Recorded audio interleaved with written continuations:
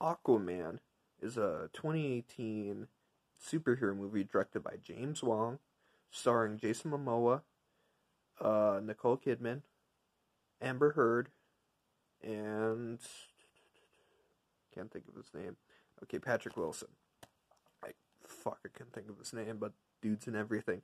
So this is the story of Arthur Curry, so Aquaman, and it tells the tale of his journey through and around Atlantis, and eventually taking up the mantle of King of the Ocean. I was so excited. I love this movie. Okay, this is one of my favorite DC animated or DC live action movies, and it is just amazing. So, the DC universe, it started off pretty rough, and it really took a lot of time to find their footing. So Wonder Woman was the start of it. Absolutely love Wonder Woman. Fantastic movie. The ending, gets a little sloppy a bit, just a little.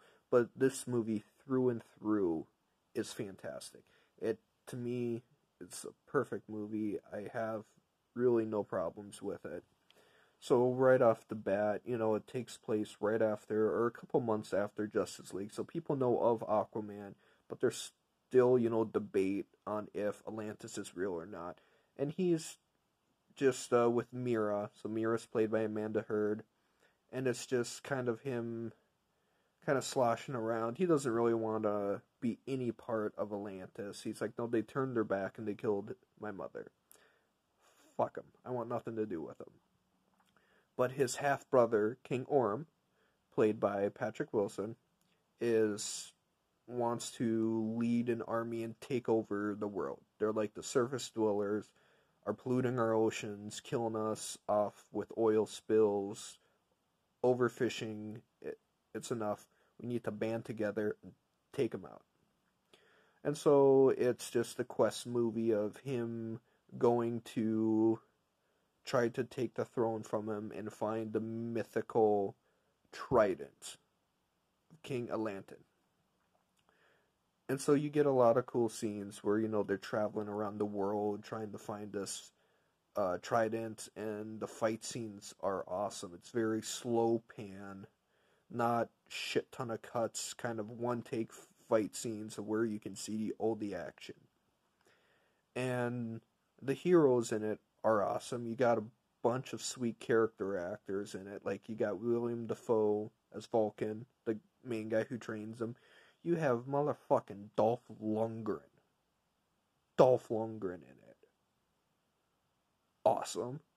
As Mira's father.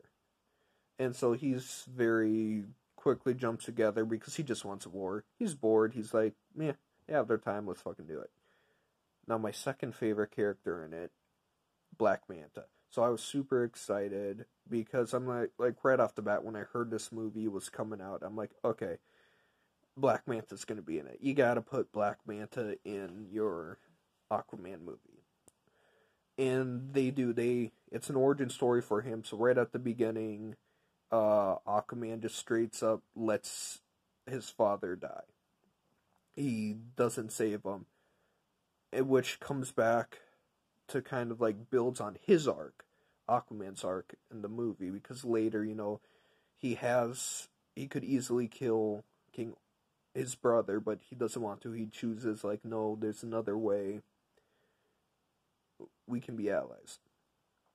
And so, he makes an enemy, and they do a really cool thing where King Orm wants, Aquaman dead, so he sends Black Manta after him with his elite commandos, which the Italy scene is probably my favorite action scene. It starts off with an awesome musical cue with She's a Mystery to Me by Roy Orbison, and ends with this like 10-minute chase fight scene between Black Manta and Aquaman. And so the scene where he's building his suit I really like, and they kind of do a joke where he's like, oh shit, I'm going to need a bigger helmet if I'm going to fit these laser eyes in it. And that was real cool to see the sliding blade come out of his gauntlet that he has. It's really cool. Just a lot of cool little nerdy fan servicey shit I liked. And overall, it does tell a good story of, like, you can't always run away from your destiny. You have to face it head on and accept who you are. So at the end of the movie, he accepts the mantle, spares his brother, and unites all the kingdoms, all seven kingdoms of the ocean, and becomes the king.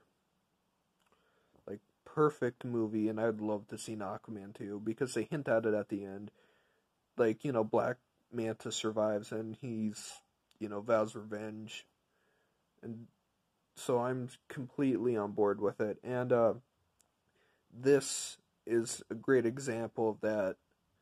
It took time, but the DC universe is slowly coming to their own. So I'm on board for whatever DC movie comes out. Solid 5 out of 5.